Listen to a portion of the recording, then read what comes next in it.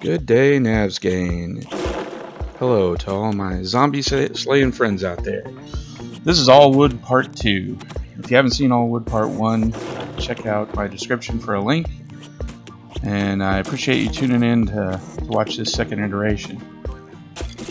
What I wanted to test in this video is whether or not if you created a column down the center, for us subterranean dwellers, or the Morlocks amongst us that like to live and craft underground, if you could create a space underneath, and if that would change the zombies' pathing at all, given the construction, and that you've now got a viable point in the middle of your tower for the zombies to beat through that one block there, get to, and come up.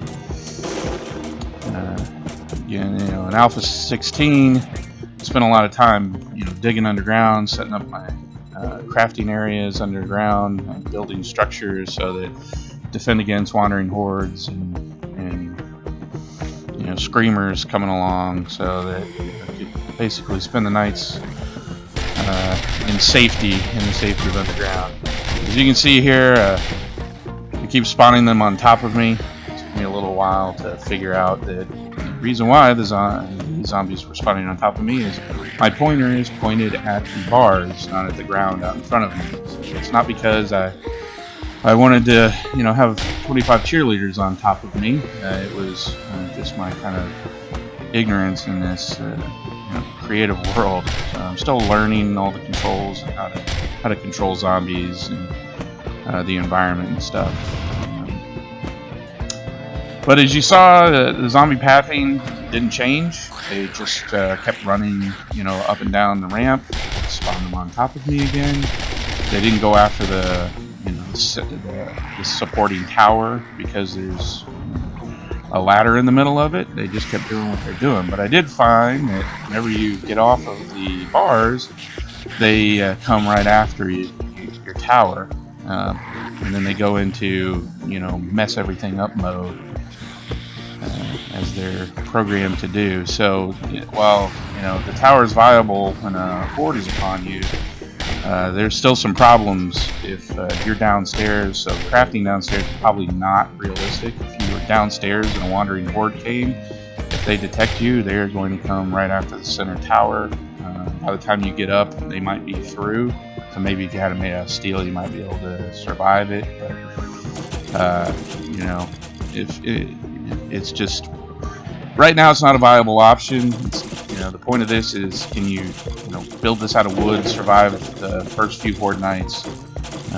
So right now I'd have to build my crafting area someplace else, at least in the early stages of the game, until I get better material.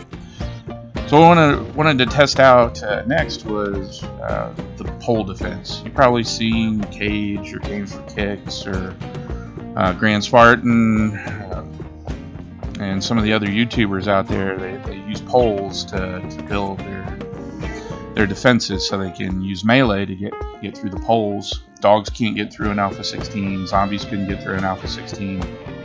So it was a pretty good build.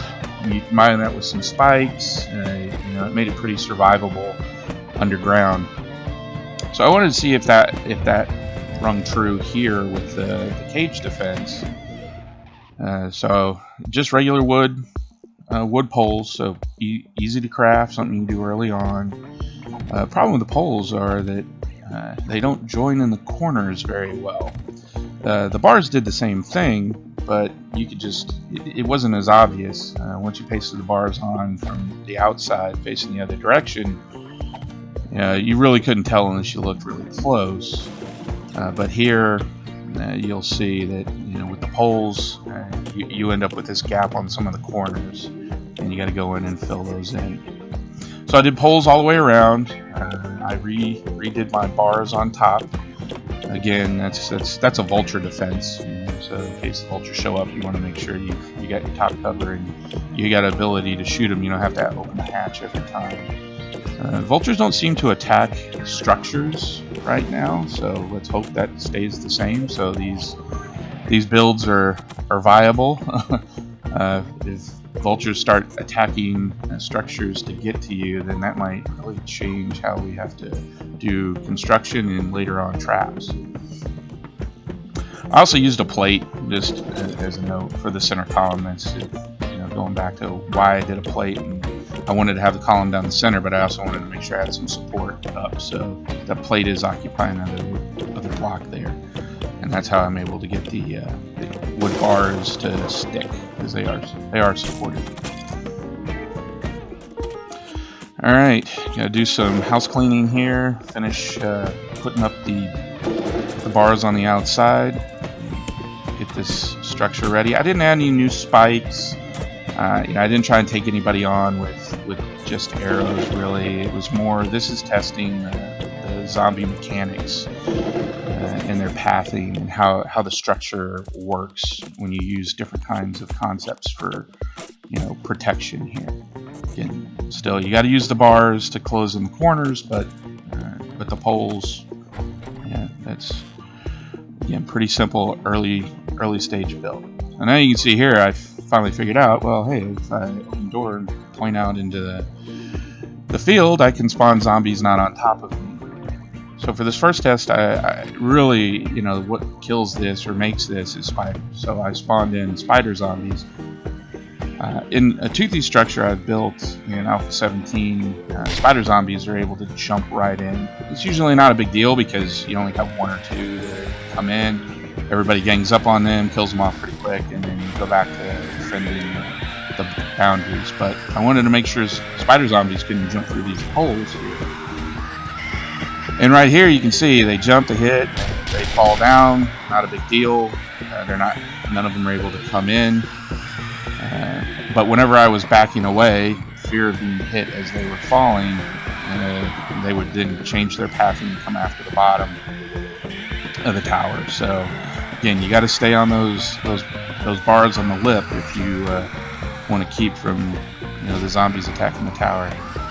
I believe my timing was way off. I should have been able to hit some of these zombies, but I didn't connect with any of the melee.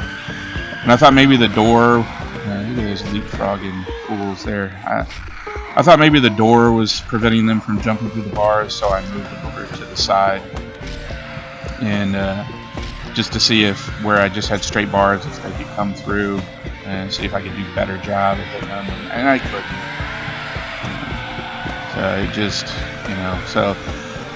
fail on the melee side, but really a proof of concept that the bars work, or the poles work just as good as the bars in a build. So if you don't like the bars, or you want something that you can eventually upgrade to concrete or steel, the poles will work just fine. Just make sure you upgrade your iron bars, or your bars to iron, so they can support the weight, and you'll need those center structures to be upgraded as well, or it'll just fall. So the spider zombies didn't work out. I couldn't melee them. I thought, well, all right, let's try some darlings here. See if regular zombies, I'd moving, not jumping around, I'd do better. But I sped up the video because it's just more of the same. Me swinging and missing, swinging and missing, swinging and missing. So, I know you used to be able to hit a little bit farther out in Alpha 16. I think they fixed that in Alpha 17. So I tried here with some running zombies that maybe could jump out a little bit farther. I could hit them. So on Horde Night, is this viable? Again, missed everybody. And I tried a couple more zombies. Bottom line is, if you're going to use this defense, you need to have a lot of arrows or a lot of ammunition, or be prepared just to sit and wait and watch zombies go up and down all night long until the Horde Night's over with and they stop running. You can either go out and bash them in the head, or under where you're storing your ammunition and your crafting area, because yeah, you can't melee using this design. And here come the cowboys. Thought maybe they move a little bit faster than some of the other zombies, but yeah, it didn't really make a difference. They just come up, fall. So anyway, thanks for watching. I appreciate it. Again, if you want to see the first video, I'll leave a link in the description. Give me a like or a sub if you want to see more. And follow me at b221 on the Twitter box. Have a good day.